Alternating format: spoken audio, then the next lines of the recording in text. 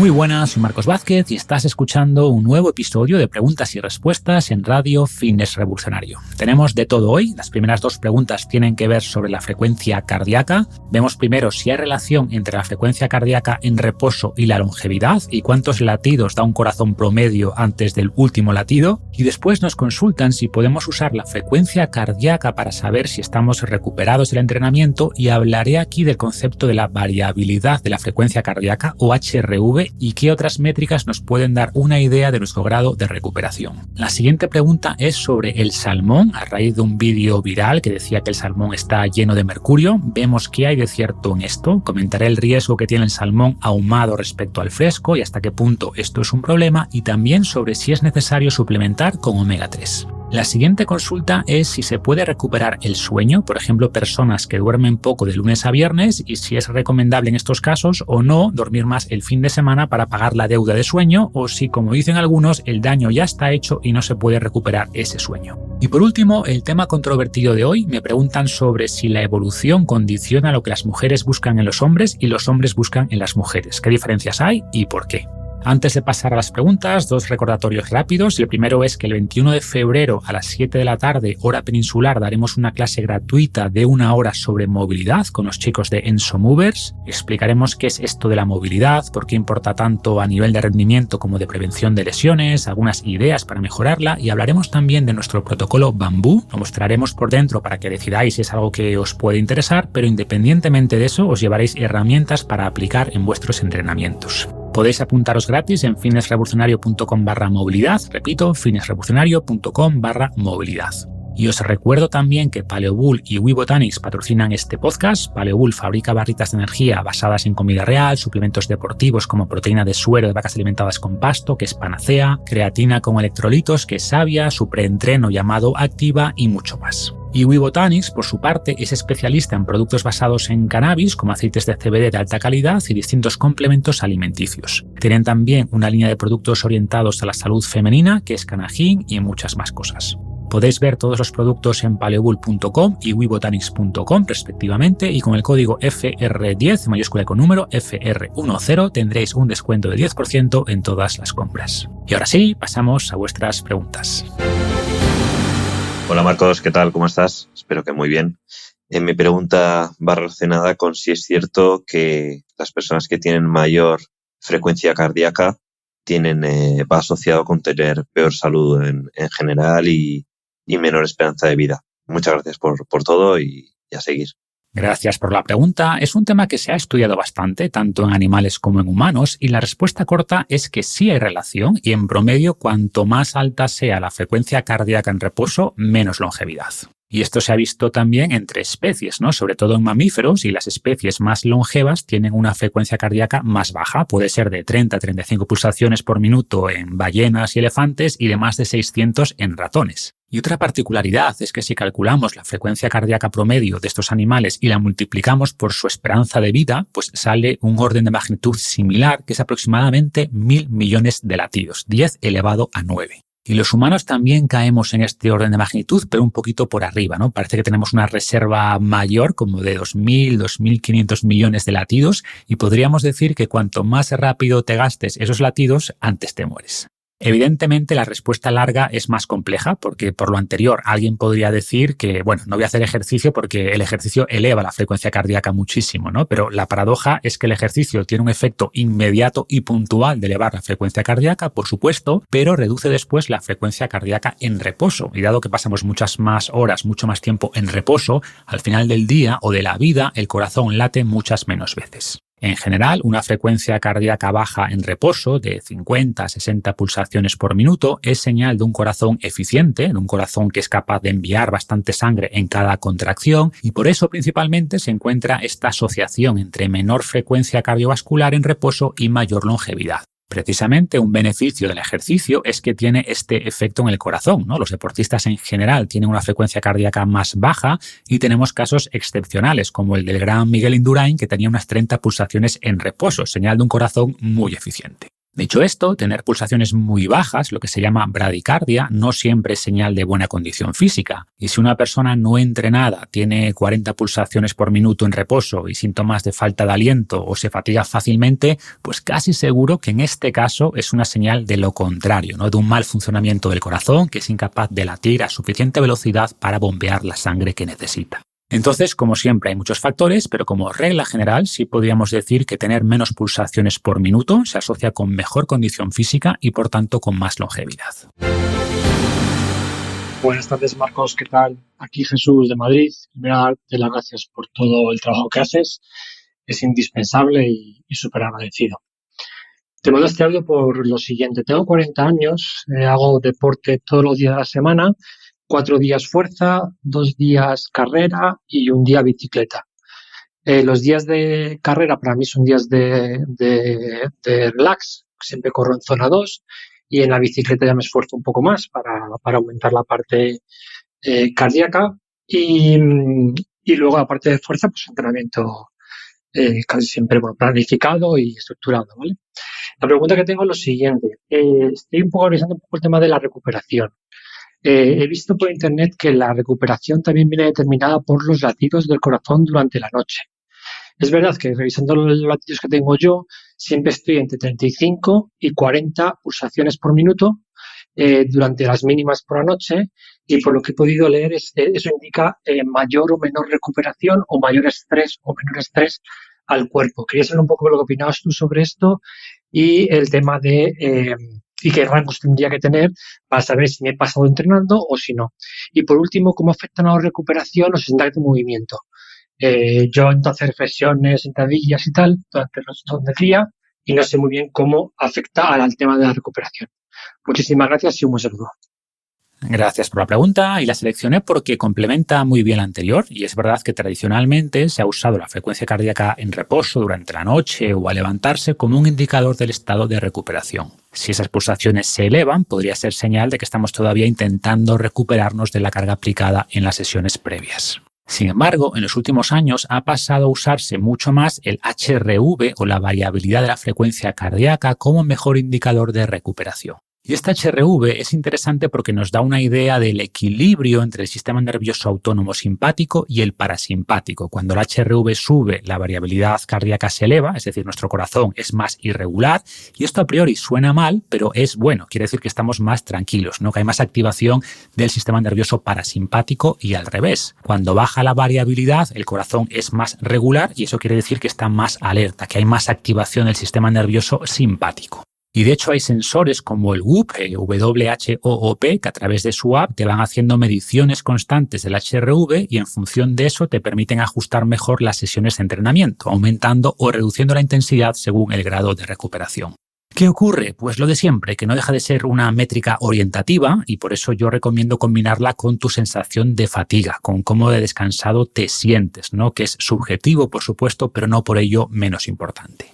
Yo, por ejemplo, probé el WHOOP durante varios meses y la verdad no sentía que me diese información muy fiable, ¿no? Había días que me recomendaba entrenar más suave porque tenía el HRV más bajo, pero yo me encontraba bien y al revés, ¿no? Y personalmente me fío más de mis sensaciones que de lo que me diga la aplicación.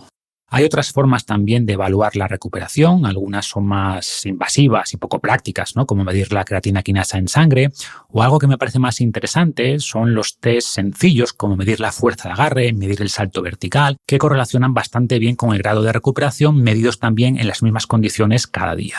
Y lo ideal sería tomar una media de todas estas, ¿no? Pero personalmente les sigo dando más importancia a la sensación individual de cómo te sientes y, por tanto, empujar un poco más los días que te notas más recuperado y regular un poco a la baja los días que no.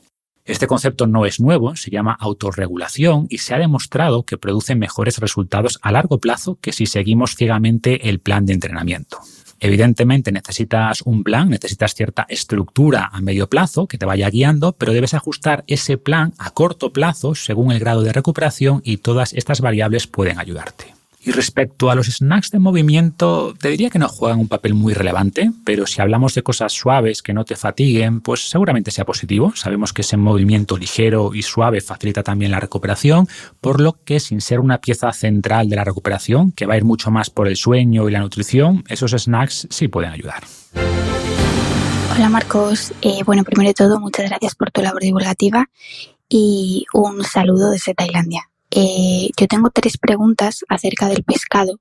La primera es cómo de relevante es suplementar todos los días con omega 3 si realmente tú semanalmente tomas la cantidad adecuada, en plan 2 o 3 piezas de pescado. Luego, por otro lado, he visto un vídeo diciendo que al igual que el atún, el salmón también deberíamos delimitar su consumo. Me gustaría saber tu opinión al respecto porque yo, por ejemplo, como bastante salmón. Y por último, respecto al salmón ahumado. Vi que tenías un podcast, dirías que no pasa nada, pero me preocupa en el aspecto de si metes bastante salmón ahumado en tu dieta a la semana. Un besito. Gracias por las preguntas y empezando por el omega 3, si es necesario suplementar, si consumes ya pescado 3 veces a la semana, ¿no? Pues a ver, como necesario te diría que no es, especialmente si consumes pescado rico en omega 3. Con esto tienes ya el 80% ganado. Dicho esto, hay cierta evidencia de que los suplementos de omega 3 pueden ayudar incluso en estos casos. Se lleva, por ejemplo, años estudiando el llamado índice de omega 3, que mide la cantidad de este ácido graso en nuestras células y más concretamente el EPA y el DHA en la membrana de los glóbulos rojos, que son los omega 3 que más nos interesan. Y se ha visto que el menor riesgo de mortalidad se da en personas con un índice de omega 3 por encima de 8%, es decir, que más del 8% de los ácidos grasos de nuestras membranas son de este tipo, y eso está muy ligado a la ingesta de estos ácidos grasos. Y hay un estudio que estimó que una persona que tenga un 4% de índice de omega 3 debería consumir casi 2 gramos diarios para llegar al nivel óptimo del 8%. O podría consumir 1 gramo diario, pero tardaría más tiempo en llegar ahí. Y de hecho 1 gramo diario es la recomendación general, que es la cantidad que hay en 100-150 gramos de salmón o de sardinas, que son muy buenas fuentes de EPA y DHA. Entonces, no es necesario, pero sí son suplementos que tienen bastante estudios a su favor. Ojo, también hay varios estudios donde no se ha visto beneficio, ¿vale? No es que sea algo súper claro, pero yo personalmente sí tomo omega 3 casi todos los días y tengo un vídeo en mi canal de YouTube donde explico cómo seleccionar un buen suplemento que enlazaré en las notas de este episodio. Después, sobre si el salmón tiene mucho mercurio, la realidad es que no. He visto el vídeo que comentas porque me lo han enviado, parece que se viralizó y su argumento es que como el salmón es un pescado graso, pues esa grasa atrapa el mercurio, pero no funciona así. O sea, la acumulación de mercurio tiene que ver con dónde vive el pescado, con el lugar de ese pescado en la cadena trófica, es decir, de qué se alimenta y después de cuánto tiempo vive y cuánto tiempo tiene, por tanto, para acumular mercurio. Y en el caso del salmón, considerando estos factores, no tendría por qué acumular mucho mercurio, pero más allá de los supuestos, tenemos muchos estudios, tanto en salmón salvaje como en salmón de piscifactoría, que confirman los bajos niveles de mercurio en el salmón, lo cual lo convierte en una opción muy interesante. Otras opciones con muy poco mercurio, y voy a incluir moluscos, que no pensamos en ellos, pero son también muy interesantes en este sentido, son las almejas, mejillones, y luego el salmón, como estamos diciendo, el lenguado, los langostinos, el pulpo, el bacalao, calamares, boquerones, truchas, sardinas y dorada. E insisto, no hablo de especulaciones, sino de estudios realizados en miles de muestras de distintas especies, en distintas partes, en muchas zonas, y apuntan en general en la misma línea. Y por último, sobre el salmón ahumado, pues tiene ventajas y una de ellas es que conserva bien las propiedades nutricionales y no se degradan estos ácidos grasos, pero tiene un inconveniente y es que en ese proceso de ahumado se forman benzopirenos, principalmente hidrocarburos aromáticos policíclicos. Estos compuestos en altas dosis pueden ser cancerígenos y es el mismo problema de la carne a la barbacoa. Dicho esto, lo de siempre, la dosis hace el veneno. No pasa nada por comer carne a la barbacoa de vez en cuando, ¿no? Y además, en el caso del salmón, existen actualmente tecnologías de ahumado que son mucho más suaves que las ancestrales, donde se usaba más humo, no había ningún control. Y ahora todo esto está mucho más regulado, la cantidad de benzopirenos es muy baja y por eso no es algo que nos deba preocupar con un consumo normal, incluso aunque sea diario. A ver, si fuera la única proteína que comes, pues bueno, quizás podría llegar a ser un problema o quizás ni siquiera ahí, pero como digo, incluso con un consumo diario no debería suponer ningún problema. Muy buenas, Marcos. Soy Alberto de Barcelona. Primero de todo quería agradecerte la gran labor divulgativa que haces. Somos muchos gracias a ti que estamos interesados en el mundo de la salud. Mi consulta estaba relacionada con las horas de sueño. Siempre había escuchado que las horas de sueño no son recuperables. Es decir, que si te pasas unos días durmiendo poco, no vas a beneficiarte de dormir un día mucho. Te pongo en contexto. Yo suelo dormir entre 6 horas y media de lunes a viernes debido al trabajo y las obligaciones, y es algo que lo considero insuficiente porque llego muy cansado al fin de semana y a veces la noche del viernes puedo llegar a dormir 10 y hasta 12 horas en algunos casos, pocas veces, pero a veces pasa. Y después de dormir tanto sí que me siento descansado. No sé cuál era tu opinión o si hay estudios sobre ello, pero me gustaría saber si se pueden recuperar esas horas de sueño y se puede, entre comillas, revertir el haber dormido poco unos días, durmiendo bastante los días siguientes. Gracias, un saludo. Gracias por la pregunta, Alberto, y me la hacen con frecuencia porque hay mucha gente que, como tú, duerme poco de lunes a viernes y aprovecha el fin de semana para dormir más, ¿no? Y se dice efectivamente esto de que el sueño no se puede recuperar, pero veremos que es una verdad a medias. Para entenderlo, vamos a revisar uno de los estudios que se citan con frecuencia al hablar de esto, donde evaluaban primero cuánto dormían los participantes de manera normal durante 4 días y después durante 10 días seguidos les sometían a una restricción de sueño del 30%. Y esto significa, por ejemplo, que quien dormía 8 horas en la fase de sueño normal, pues le pondrían un despertador a las 5 horas y media, más o menos, ¿no? Y durante esos 10 días de restricción de sueño fueron haciendo pruebas de su función cognitiva, motora, hormonal, etc. Y se vio, como ya sabemos, pues una degradación clara en casi todos los parámetros, ¿no? Después se les dejó dormir normal durante una semana y se vio que si bien muchos de estos parámetros se normalizaron, otros no. O sea, se observó todavía un impacto negativo por esos 10 días de restricción de sueño y de ahí ese argumento de que el sueño no se puede recuperar, pero ya vemos que es bastante engañoso. Es decir, volver a dormir normal sí te permite recuperar la función anterior, no es que haya un daño permanente, pero tarda varios días e incluso después de una semana algunos valores no habían vuelto todavía a la normalidad, ¿no? Y tardarían unos días más. También es verdad que la deuda de sueño generada, como se llama a este déficit acumulado, era grande. Fue un déficit del 30% por 10 días. Por eso es lógico que tardemos tiempo en recuperarnos. Entonces, es un estudio interesante, pero poco aplicable para tu caso, que es el de la mayoría, ¿no? Que sería un déficit de sueño de 5 días seguido de 2 días donde se duerme lo que el cuerpo te pida, por así decirlo. Y por suerte tenemos varios estudios que miraron justamente eso. Tenemos un estudio observacional a largo plazo en más de 40.000 personas donde se observa que las personas que dormían poco durante la semana y también poco el fin de semana tenían una mortalidad muy superior a los que dormían poco durante la semana pero dormían más el fin de semana. Es decir, sí se observó un beneficio claro de recuperar parte de ese sueño el fin de semana. El problema de los estudios observacionales a largo plazo es que controlan pocas variables, no hay muchos factores de confusión, pero también tenemos ensayos clínicos de intervención que miraron esto, que evidentemente no pueden evaluar mortalidad porque duran semanas o meses, pero en uno de ellos analizaron, por ejemplo, los niveles de inflamación en personas que dormían poco durante la semana, pero que después dormían más el fin de semana, y se vio que al extender el sueño el fin de semana se reducía esa inflamación respecto a los que no intentaban recuperar ese sueño. Otro estudio exploró este tema en adolescentes, que también suelen dormir menos de lo que necesitan de lunes a viernes, y se observó que los que dormían más el fin de semana tenían menos riesgo de sobrepeso, que es otra consecuencia negativa del déficit crónico de sueño. Y por último, tenemos una revisión sistemática de 41 estudios que concluye también que dormir más el fin de semana mitiga algunos de los problemas causados por el déficit de sueño durante la semana, pero no lo llega a compensar, ¿vale? De hecho, la diferencia entre la hora a la que te despiertas durante la semana respecto al fin de semana, si te despiertas de manera natural, se denomina jet lag social, y cuanto más jet lag social, peor impacto en la salud, porque es una señal de que estamos acumulando mucha deuda de sueño por la semana. Y esta deuda de sueño no se puede pagar completamente simplemente durmiendo más el fin de semana, ¿vale? Y por el contrario, un jet lag social bajo y llevar horarios regulares se asocia con mejor salud.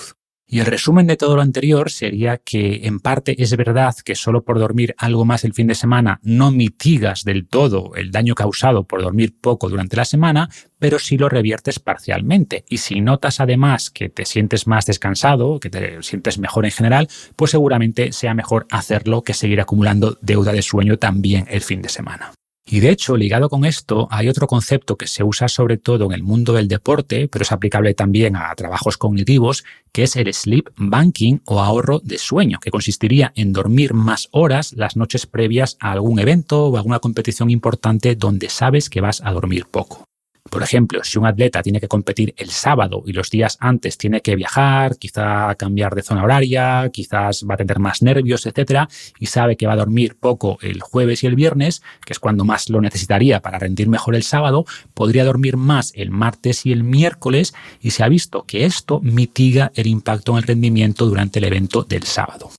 Así que es un ejemplo más de que sí podemos, entre comillas, compensar en parte estos déficits de sueño, bien adelantándonos y ahorrando sueño antes o pagando esa deuda después con más sueño. Insisto, no es lo óptimo, ¿vale? Lo ideal sería tener un patrón de sueño regular, pero la vida es como es y por eso hay que tener cuidado con los mensajes de que el sueño no se puede recuperar porque podría hacernos desaprovechar esas herramientas que son útiles y que al menos reducen el impacto negativo de dormir poco. Buenos días, Marcos. Muchísimas gracias por todo lo que compartes. Esta es la cuarta vez que hago la pregunta porque es muy difícil, pero quería saber tu opinión sobre el matiz que está tomando la relación entre hombres y mujeres. Has hablado muchísimo del matrimonio y yo percibo que en redes sociales y en parejas que conozco que hay mucha tensión, que las mujeres estamos viendo al detalle los micromachismos ya a un nivel exagerado, que no sé hasta qué punto es real. Creo que se nos está lavando el cerebro también a nivel con la comunicación. Y me gustaría saber tu opinión si hay algún código a nivel evolutivo, o sea, que la evolución haya marcado sobre lo que espera una mujer de un hombre y sobre lo que espera un hombre de una mujer. Yo no estoy diciendo que esto deba mantenerse así, me está bien que la cultura modele esto, pero creo que estamos llegando a un punto en el que las mujeres estamos muy perdidas, estamos reivindicando cosas que algunas veces me parecen absurdas y los hombres tienen miedo. De hecho, mucho miedo, y me parece muy triste todo lo que se está generando y quería saber tu opinión al respecto. Espero haberme explicado y que elijas mi pregunta. Muchas gracias. Gracias por la pregunta, que no es fácil de responder y que es hasta peligroso al ser un tema controvertido, como bien dices, pero me gustan los desafíos, así que vamos a hablar del tema.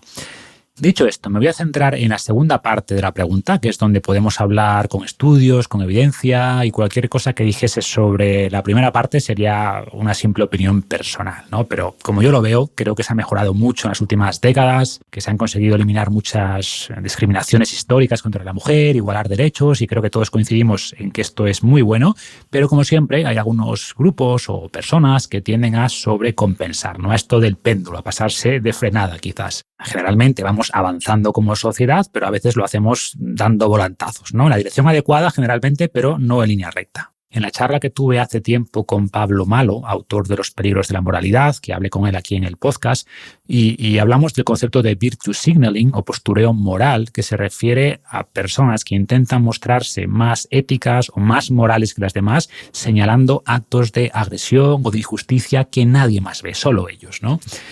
Y quizá por eso sí puede ocurrir que haya hombres que tengan miedo a tocar ciertos temas, porque aunque lo hagan con cuidado, intentando ser objetivos, pues se han convertido en temas tabú, casi, ¿no? Y no debería ser así.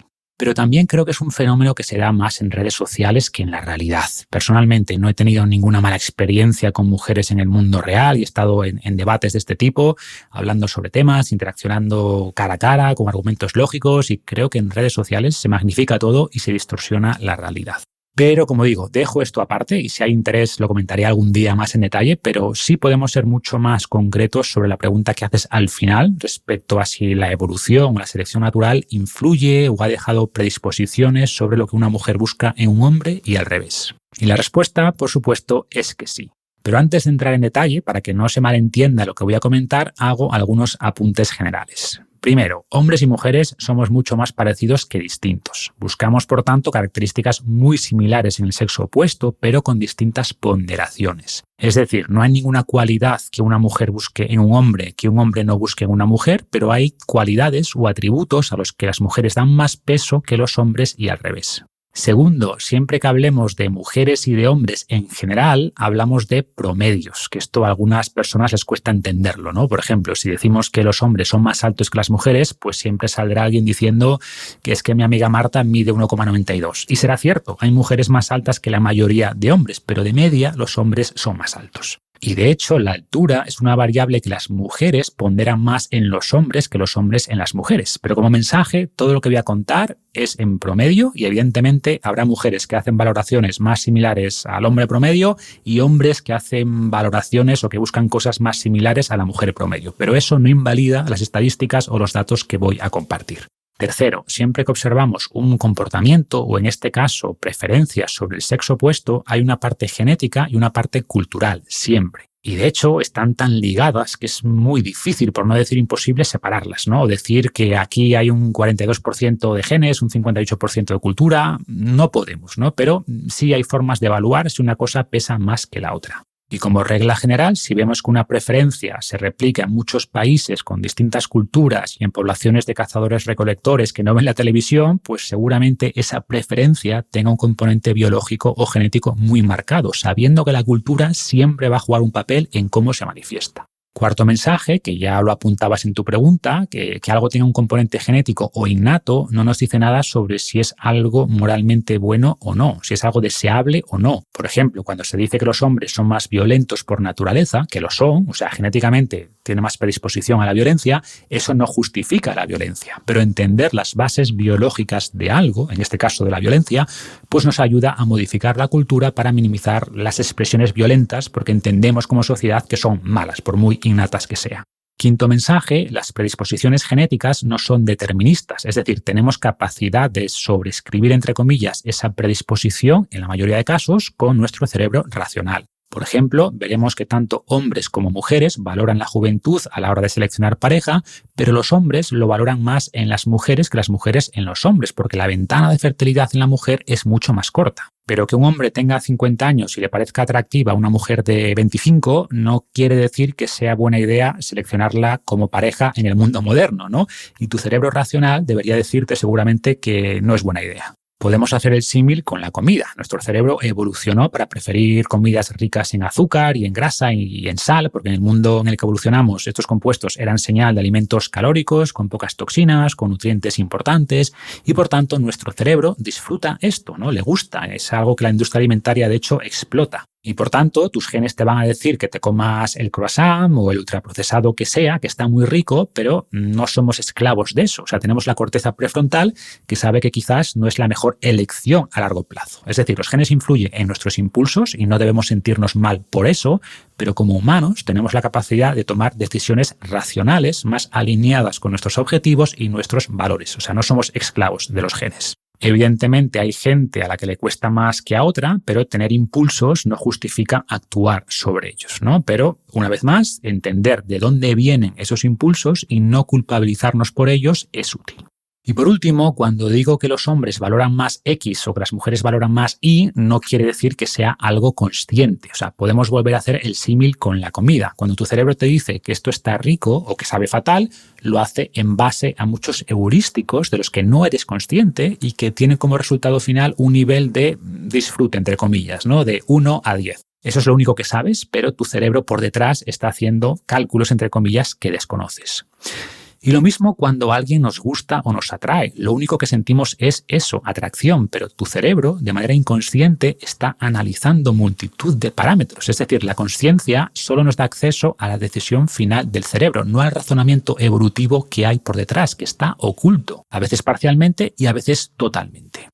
Por ejemplo, cuando diga que evolutivamente valoramos o priorizamos la fertilidad en una pareja, alguien podría decir, no, yo no evalúo eso porque no quiero tener hijos.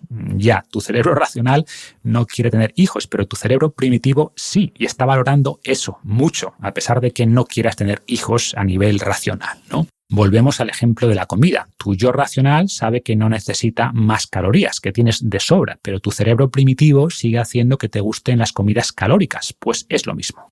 Y con esto aclarado, empecemos por lo básico, por las dos cosas que prioriza la selección natural y que nos ha venido moldeando por millones de años, que no es otra cosa que supervivencia y procreación. Por ese orden, primero sobrevivir y segundo procrear, porque sin supervivencia no hay nada más. Por tanto, ¿qué buscamos en una pareja? Pues primero que vaya a sobrevivir bastante tiempo, es decir, que muestre salud. Después, que tenga pinta de que puede procrear, es decir, señales de fertilidad. Después, señales de que va a cuidar bien a nuestra descendencia, a la descendencia conjunta, ¿no? Y que va a ser capaz de proveer recursos, punto 1, y segundo, de que los va a compartir con nosotros y con nuestra descendencia. Y ya empezamos a ver que hay muchísimas variables distintas en esta coctelera y por eso no hay un único factor en el que nos fijemos o que nos resulte atractivo. Y esto aplica tanto a hombres como a mujeres, es general, pero cuando empezamos a ver las diferencias fisiológicas entre hombres y mujeres, entenderemos las diferencias de preferencias.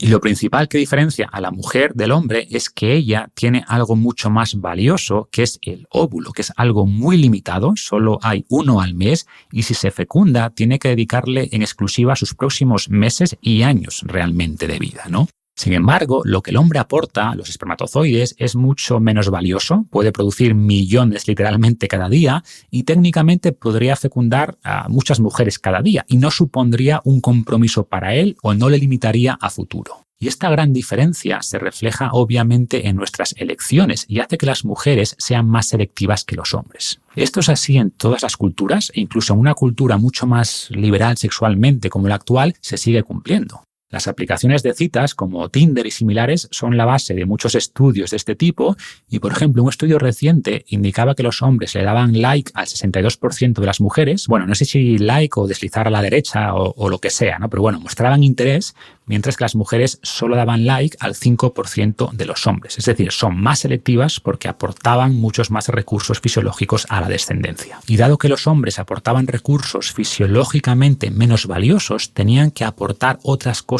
a las mujeres, que eran principalmente protección física y recursos externos para ella y para la descendencia conjunta. Ambos sexos valoran una pareja fuerte físicamente, pero las mujeres valoran mucho más la fuerza en los hombres de lo que los hombres valoran la fuerza en las mujeres. Y no solo fuerza, sino señales que indicasen capacidad de proteger: altura, musculatura, estatus. He hablado varias veces del estatus, de cómo estamos cableados para perseguir estatus, tanto hombres como mujeres, pero los hombres más, y lo perseguimos más porque es algo que las mujeres valoraban. Y de nuevo, en encuestas actuales, en diferentes sociedades, las mujeres valoran el estatus del hombre el doble de lo que el hombre valora el estatus de las mujeres. Es decir, ambos sexos lo valoran, pero las mujeres le dan más importancia. Como se suele decir en la psicología evolucionista, los hombres somos como somos porque las mujeres nos han hecho así, que en gran medida es cierto, ¿no? O sea, los genes de los hombres como atributos que no eran seleccionados por ninguna mujer, no copiaron sus genes y esos genes ya no están entre nosotros. O si una mujer estuviese solo atraída por hombres débiles, de bajo estatus, poco inteligentes, poco generosos, pues probablemente hubiera tenido poca descendencia, no habría cuidado muy bien de esa descendencia y los genes de esa mujer ya no están entre nosotros. Las mujeres también encuentran atractiva la inteligencia porque hombres inteligentes serían más capaces de obtener más recursos, de ascender socialmente y por tanto era algo valorado por las mujeres, tanto directamente como indirectamente. Por ejemplo, tener buena oratoria, el humor suele resultar atractivo porque son señales indirectas de inteligencia. Pero, y esto es importante, una mujer no solo valora la capacidad de un hombre de proveer recursos, sino también su voluntad de compartirlos con ella y con la descendencia, ¿no? Y por eso valoran cualidades como la generosidad, la honestidad, la amabilidad, porque eran señales de que los hombres no se iban a quedar los recursos, sino que los iban a compartir con la familia, entre comillas. A nivel físico, las mujeres, como dije antes, valoran la belleza, que desde un punto de vista evolutivo era un marcador de salud, de fertilidad, de capacidad de protección. Por ejemplo, infecciones de patógenos o anomalías anatómicas resultan en asimetrías. Por eso lo que llamamos belleza tiene mucho que ver con buscar ciertas simetrías, proporciones, etc. Y la belleza tiene una parte genética. Hay estudios, por ejemplo, que mostraban las caras de personas a distintas poblaciones y a tribus en África y había un consenso muy alto sobre las caras que son más atractivas, o se han hecho estudios en niños de pocos meses y se ve que prestan más atención a las caras consideradas atractivas por los adultos. Entonces, hay elementos de la belleza profundamente innatos, pero por supuesto hay otros culturales. Por ejemplo, a nivel cultural hay sociedades en las que las personas de alto estatus tienen marcas en la cara o tienen barrigas más grandes como señal de que tienen más recursos y esas cosas resultan atractivas culturalmente precisamente porque para nuestro cerebro eso significa estatus y en ese caso no es algo innato sino cultural, pero basado en esa predisposición genética. Y siguiendo en esta línea, y creo que lo dije antes, las mujeres encuentran atractivas en los hombres señales de capacidad de protección, altura, fuerza, hombros más anchos que caderas, mandíbulas más marcadas. Y pasando a lo que busca el hombre en la mujer, pues, como decía antes, en realidad es esencialmente lo mismo, pero con distintas ponderaciones. Por ejemplo, el hombre da más importancia a la juventud, porque una mujer de 40 años tiene una fertilidad muy inferior a un hombre de 40, y a partir de los 50 la fertilidad femenina antes era casi imposible, mientras que un hombre podía seguir teniendo descendencia pasada esta edad. Y sé que esto puede sonar injusto, pero la evolución no entiende de justicia, solo de éxito reproductivo, ¿no? Pongamos por caso que por una mutación genética hay un hombre hace 20.000 años que solo le gustan las mujeres de más de 55 años y no quiere tener sexo con ninguna mujer de menos de esa edad. No encuentra atractivas a las mujeres fértiles, ¿no? ¿Qué hubiera ocurrido? Pues que no habría tenido descendencia y por tanto sus genes no se transmitieron. Esos genes que no encuentran atractivos rasgos asociados con la fertilidad, pues ya no estarían entre nosotros. Pero, y esto es lo interesante, lo contrario no es cierto. Mujeres jóvenes que encontrasen atractivos hombres de 50 años con muchos recursos, que solían concentrarse en los hombres maduros de la tribu, sí podrían haber tenido descendencia sin problemas. Y por tanto, esos genes los pasaron a las hijas a las nietas y todavía siguen entre nosotros. Y ojo, eso no quiere decir que los hombres no encuentren atractivas a mujeres de 50 o de 60, que claro que sí, en parte porque ahora las mujeres pueden cuidarse mucho más y retener cualidades físicas de mujeres más jóvenes, punto 1. Y punto 2, muy importante, que el nivel de atracción que sentimos por alguien tiene muchas dimensiones. La física es una, pero ya hemos hablado de otros muchos atributos que participan en la fórmula. Por seguir con la parte física, que es un aspecto donde evidentemente hombres y mujeres se diferencian, los hombres prestan mucha atención de manera inconsciente al ratio cintura-cadera y alrededor de 0,7 es lo que parece más atractivo y curiosamente o no, depende de cómo se mire, se asocia también con mejor salud metabólica. Y los hombres valoran también cualidades en la mujer que demuestren que va a cuidar bien la descendencia, ¿no? Que va a mejorar también la calidad de los genes de la descendencia. Y ahí está, por supuesto, la inteligencia, está el cariño, ¿no? Que sean cariñosas, que la mujer también busca en el hombre, obviamente. Entonces, en resumen, que buscamos esencialmente lo mismo, pero con distintos pesos en algunas variables que maximizaban el éxito reproductivo hace miles de años. Y algo que es importante que no he comentado es que ambos buscamos compatibilidad, ¿no? Estudios de parejas encuentran correlación positiva en muchos aspectos relevantes de personalidad. Y tiene sentido. Si tu pareja piensa muy distinto que tú, tiene una personalidad muy diferente, si tiene otros valores, otros objetivos, pues seguramente el conflicto va a ser constante y buscamos en general compatibilidad en estos aspectos. Y bueno, no sé si he sido muy claro. A quien le interese estos temas hay libros muy detallados. Por ejemplo, está The Evolution of Desire, la evolución del deseo, que profundiza mucho en esto con una visión científica, objetiva. Y como reflexión, creo que se tiende a dar mucha importancia a la parte física, lo cual, de nuevo, evolutivamente tiene sentido porque las cosas que encontramos atractivas en el sexo opuesto señalizaban atributos importantes, ¿no? Salud, fertilidad, capacidad de protección, etc. Y tiene sentido que intentemos mejorar nuestra apariencia física, por supuesto, pero no olvidemos que tanto mujeres como hombres valoramos otras muchas cualidades, la inteligencia, la generosidad, el humor, la amabilidad, el compromiso. Y algunas de estas cualidades tienen un componente genético alto también, pero otras las podemos trabajar, las podemos desarrollar y por tanto podemos mejorar nuestro atractivo, que insisto, es el resultado de una fórmula muy compleja. Y nada, espero que se haya entendido, que os haya hecho pensar y me voy a despedir con una reflexión sobre el declive moral, que también está relacionado con la pregunta, ¿no? Y compartí esta reflexión en mi newsletter hace un par de semanas y recuerdo que os podéis apuntar a la newsletter gratis en finnesrevolucionario.com/lista y en este caso va sobre la percepción generalizada de que se están perdiendo los valores y empieza con esta cita. Los jóvenes de hoy no tienen control y están siempre de mal humor. Han perdido el respeto a los mayores, no saben lo que es la educación y carecen de toda moral. Aristóteles, de 384 a 322 a.C. La mayoría de las personas piensan que hay un declive moral. Los adultos siguen diciendo de los jóvenes lo mismo que Aristóteles, se están perdiendo los valores. Los padres de hace unas décadas se quejaban del rock and roll, los de ahora del reggaetón. Pero, ¿es realmente cierto que estamos perdiendo los valores? ¿Ayudamos menos a los demás? ¿Somos menos amables, más avariciosos, menos honestos, más violentos? Según un estudio reciente, la respuesta es que no. Esta creencia parece ser una ilusión, fruto de nuestra tendencia a pensar que todo tiempo pasado fue mejor. En realidad, hay menos violencia, menos pobreza, menos racismo, menos sexismo y más cooperación que hace tan solo unas décadas. Hay muchos problemas, por supuesto, y algunos están aumentando, pero la pérdida de valores no parece ser uno de ellos. Nadie piensa que ahora son los buenos tiempos, quizá porque estos solo pueden existir en una versión filtrada de nuestros recuerdos. Como dicen, ninguna nostalgia se siente tan fuerte como la nostalgia por las cosas que nunca existieron. Y ahora sí me despido, gracias y hasta la próxima.